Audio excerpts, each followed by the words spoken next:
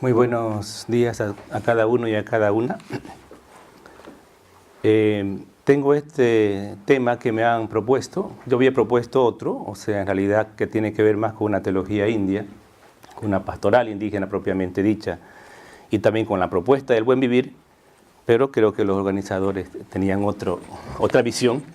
Entonces me he limitado a algunas premisas, ¿no?, para hablar después o entrar en lo que sería la teología propiamente elaborada desde otras claves, desde otras perspectivas, desde otras metodologías y visiones que vienen en este caso de los pueblos otros, como pueden ser uno de ellos los pueblos indígenas, no solamente lo único, hay muchos también, ¿no?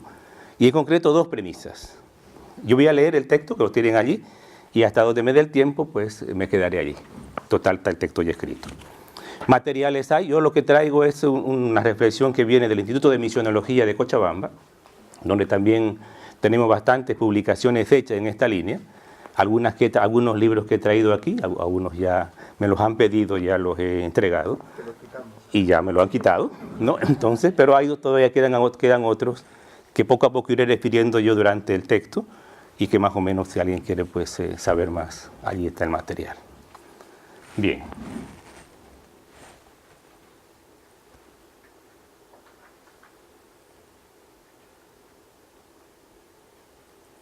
Este es el texto que yo he elegido para comentarlo, ¿no? Simplemente un comentario que haré de este texto de Aparecida. El documento de Aparecida, aprobado por los obispos de América Latina y el Caribe el 31 de mayo de 2007, expresaba con claridad en el número 96 cómo la historia de los afroamericanos ha sido atravesada por una exclusión social, económica, política y sobre todo racial, donde la identidad étnica es factor de subordinación social. Sin embargo, no se trata solo de historia sino de un presente concreto, y tampoco solo de los afroamericanos, sino de las relaciones con toda diversidad social, cultural, simbólica, de género, generacional, etc. Pues actualmente son discriminados en la inserción laboral, en la calidad y contenido de la formación escolar, en las relaciones cotidianas, y además existe un proceso de ocultamiento sistemático de sus valores, historia, cultura y expresiones religiosas. Este es el texto de Aparecida. La razón de semejante actitud se debe a que permanece en los imaginarios colectivos una mentalidad y mirada colonial con respecto a los pueblos originarios y afroamericanos. Por cierto, dicha mentalidad y mirada colonial está muy internalizada en la realidad indo-afroamericana, prácticamente en todos sus sectores, en modo particular, aunque no determinante ni exclusivo, en aquellos pueblos llamados de cultura mestiza o complejo mestizaje, como dice Aparecida, ¿no?, tema que ya lo estamos tocando aquí, que ha buscado, dice, en medio de contradicciones, sintetizar a lo largo de la historia esas múltiples fuentes culturales originarias, facilitando el diálogo de las respectivas cosmovisiones y permitiendo su convergencia en una historia compartida. Tal expresión, sin embargo, es más un ideal que una realidad, más una tarea por realizar que un dato de hecho, lo sabemos. Pues sobre todo en contextos, países, regiones, naciones, estados, grupos, con mucha diversidad social, cultural, religiosa y espiritual, donde habitan especialmente, pero no solo, grupos originarios y afrodescendientes, persiste más dominio e imposición que diálogo constructivo o mínimo consenso entre partes. En el caso del cristianismo, tanto católico como evangélico en sus diferentes pertenencias, salvo experiencias aisladas, la práctica del diálogo entre cosmovisiones simbólicas resulta todavía muy difícil. En el campo teológico existen esfuerzos para superar el encierro epistemológico, incorporando paradigmas más relacionales e interculturales que buscan recoger y leer las propias fuentes bíblicas, patrísticas y la rica tradición eclesial. No obstante algunos pasos realizados, la teología cristiana en el continente, en sus diversas corrientes, sigue siendo abrumadoramente monocultural y por tanto colonial. Ante tal situación, el mismo documento de Aparecida señala una vía de salida para superar la colonialidad y así avanzar hacia un cristianismo evangélico más discipular. Dice, descolonizar las mentes, el conocimiento, recuperar la memoria histórica, fortalecer espacios y relaciones interculturales son condiciones para la afirmación de la plena ciudadanía de estos pueblos. Fin de la citación. Por tanto, la alternativa a la mentalidad y mirada colonial comprende dos momentos estrechamente conectados. La descolonización, o como decimos en Bolivia nosotros, la decolonización de las mentes, o sea, de la visión y proyecto, y el conocimiento, el saber, la episteme, para recuperar el corazón, el sentir, el vivir. Es decir, revisitar la totalidad de la persona, incluyendo la sanación de la propia memoria colonial en el reencuentro con los saberes ancestrales latentes. Y por otra parte, el fortalecimiento de espacios relacionales e interculturales donde todos los pueblos, decíamos ayer también, todas las sangres, ¿no? Citando María Arguedas, tengan vida tanto aquellos históricamente marginados como los nuevos pueblos o grupos emergentes. En otras palabras, desde Indo-Afroamérica, decolonización e interculturalidad van de la mano en un recíproco camino creativo directamente proporcional. Deberían ir de la mano, ¿no?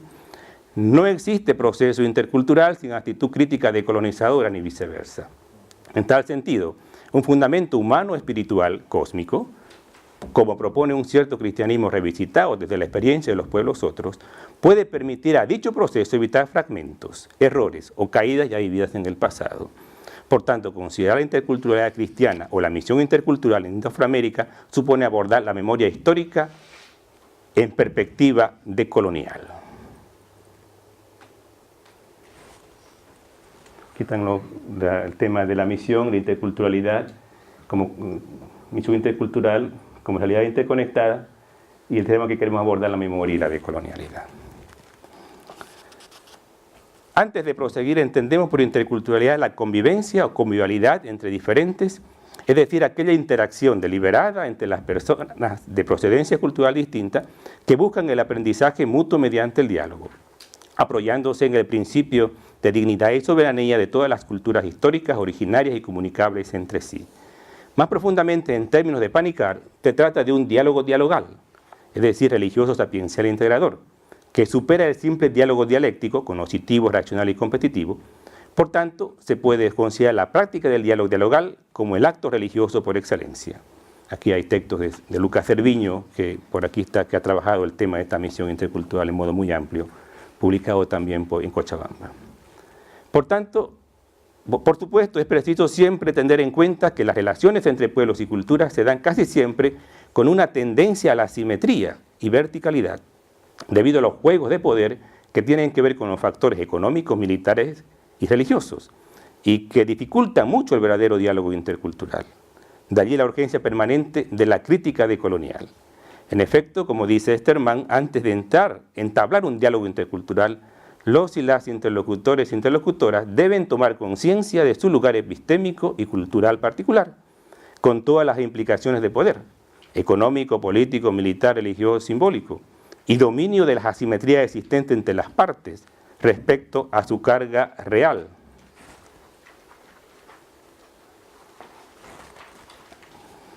Y simbólica de ubicación social, clase, procedencia, geografía, global, sexo, dominio lingüístico, formación, universo cultural y todo lo demás. Si es así, el diálogo intercultural se convierte en una dimensión fundamental del cristianismo y de la Iglesia en el anuncio del Evangelio. En concreto, urge, por ejemplo, una educación alternativa. Vayamos al número 2. La historia indoafroamericana o latino-caribeña es una historia occidental periférica donde el pensamiento único monocultural se impuso en la región en modo colonial, muchas veces forzado y en desmedro de los estilos, comportamientos y espiritualidades de los pueblos otros. Un cierto saber epistémico con considerado universal que se difundió con la ayuda del poder político no solo tocó la superficie de los pueblos otros, sino que llegó inclusive hasta su interioridad, transformando sus símbolos más profundos. De este modo, la colonización se convierte en colonialidad, que todavía continúa en mayor o menor grado afectando a quienes viven en el continente. En efecto, y cito aquí, colonialidad no es el hecho neutral de que todas y todos somos producto de este proceso humano y de esta intertransculturación, que es un hecho histórico, sino la característica de que este proceso se debe a estrategias de esforzamiento, dominación, alienación y asimetría de estructuras políticas, injusticia social, exclusión cultural y marginación geopolítica. En este proceso histórico, la Iglesia Católica, en cuanto a propuesta cristiana, fue parte activa en la formación de aquella mentalidad colonial. Por tanto, en su forma exterior visible, tanto como en el modo más profundo e interior de concebir la vida y el mensaje cristiano. En otras palabras, el cristianismo ofrecido, percibido y vivido en la región fue y sigue siendo en gran medida monocultural colonial, con graves consecuencias de subalternización y dominio tanto político-económico como cultural y de género.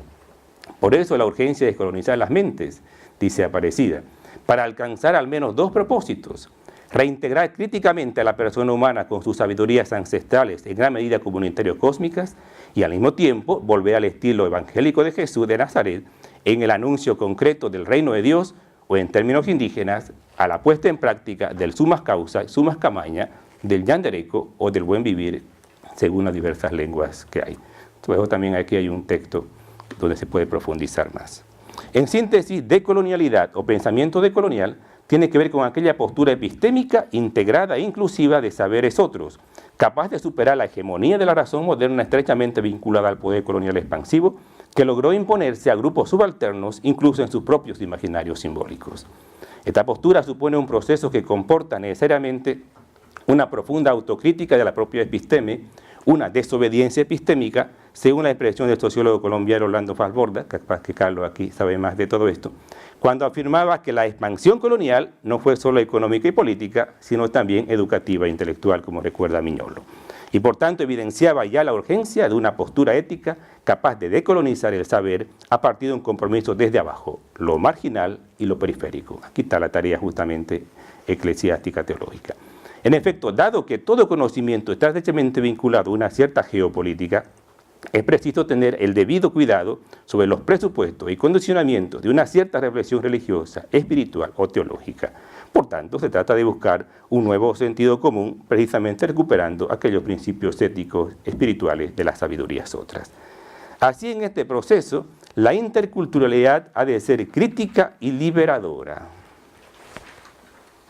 Tenemos algunos textos también que publicamos allá en Cochabamba, ya hace unos años.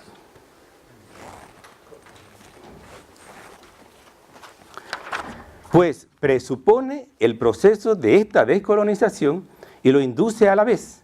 Lo presupone en el sentido de la toma de conciencia de la colonialidad, de estructuras, relaciones, de poder, valores, introyectos, esquemas mentales y de régimen jurídico, y lo induce como una condicio sine qua non de la interculturalidad. En otras palabras, una interculturalidad indo-afroamericana en proceso de decolonización busca liberarse de todo poder y o saber que desarmoniza o desintegra el propio ser relacional, para recuperar con creatividad aquella profunda espiritualidad ancestral que le ha permitido vivir y relacionarse con su entorno. Es decir, recrear la propia sabiduría de vida, aquellos símbolos humanos relacionales, cuya vivencia le ha permitido al ser humano de estas tierras cuidar de sí mismo, de su comunidad y de su entorno cósmico.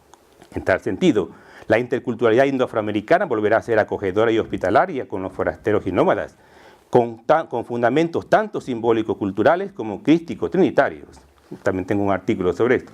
En el caso de algunos países con fuertes tradiciones y memorias originarias, como de donde vengo yo, y africanas, resulta urgente escuchar y dialogar con aquellos saberes vivos a partir de sus propios paradigmas y categorías diferentes a las occidentales.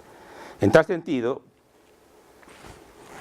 el antropólogo indígena ecuatoriano Patricio Guerrero ha acuñado el término corazonar para expresar un proyecto y estilo no solo convergente e integrador de lo diverso, sino también insurgente y decolonizador. En su texto, que está aquí también presentado, el corazonar lo que hace es descentrar, desplazar, fracturar la hegemonía de la razón y poner primero algo que el poder negó, el corazón, y dar a la razón afectividad.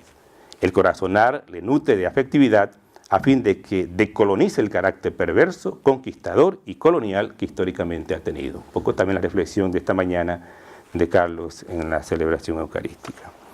Así habría que comenzar a corazonar una cierta epistemología heredada, que ha condicionado, restringido e incluso monopolizado una visión de lo religioso, teológico, espiritual, y la ha expandido también con poder, ¿no? Descartando los presupuestos sentipensantes y simbólicos narrativos de los pueblos otros y personas otras.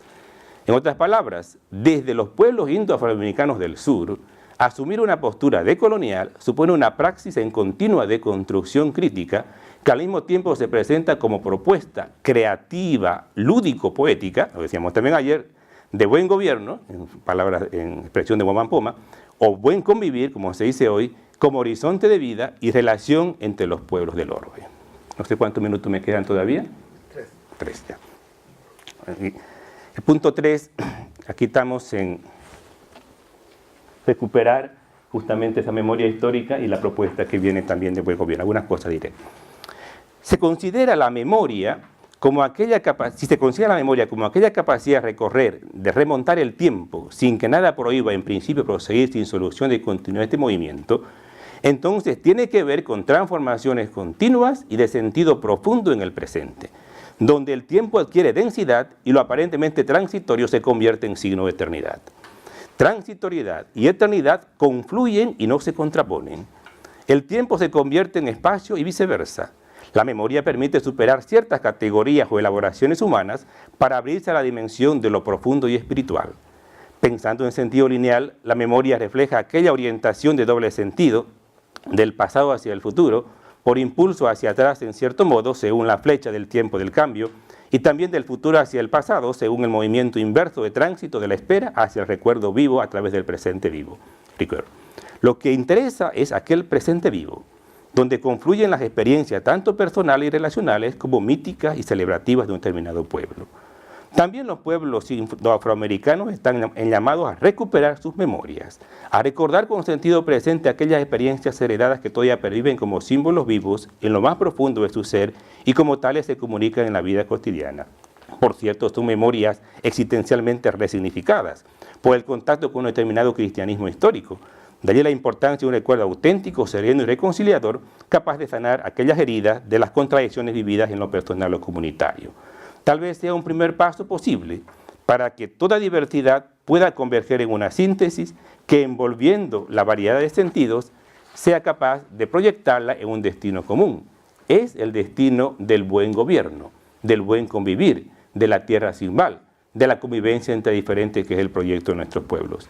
Y concluyo más adelantito, solamente quería leer algo de Guamán Poma, que me parecía interesante. Vamos a ver dónde... Ajá, página 10, segundo párrafo. Por todo lo expuesto, urge mirar críticamente, aquí tenemos el texto de Guamán Poma, las figuras, los gráficos, incorporando herramientas que permitan reconocer esta herencia colonial, no solo religiosa, sino epistémica, valorizar lo positivo y elaborar teologías decoloniales más atentas a la escucha y diálogo con otros universos simbólicos. Al respecto, a partir de la memoria ancestral, conviene recordar al cronista andino Felipe Guamán Poma de Ayala, en su obra Nueva Crónica y Buen Gobierno, quien presenta una historia diferente en lenguaje escrito y visual y desde la perspectiva indígena. Profundamente conocedor de dos mundos, el andino y el español, Guamán Poma considera la situación de las Indias como un mundo al revés. Aquí estaba con su libro famoso de Gutiérrez, de Gustavo, que trabajó esto. Al estar socialmente desordenada e invertida a causa de la conquista española, que no respeta las categorías sociales ni las relaciones culturales indígenas, y menos aún su mundo simbólico ancestral. A partir de una constante y coherente crítica ético-política fundada en el cristianismo de los orígenes, Guamán Poma promueve su proyecto de buen vivir para todos, castellanos, indios, negros, moros y judíos, pero desde la propia realidad que vive y experimenta la colonia periferia con sus dramas de injusticia, mezcla de jerarquías y mestizaje producto del abuso de las indígenas.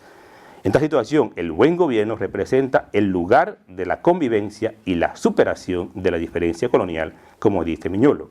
Releer, entre otros, Guamán Poma en clave decolonial puede ser una vía para recrear la memoria larga indígena hacia un cristianismo más evangélico y plural. Gracias.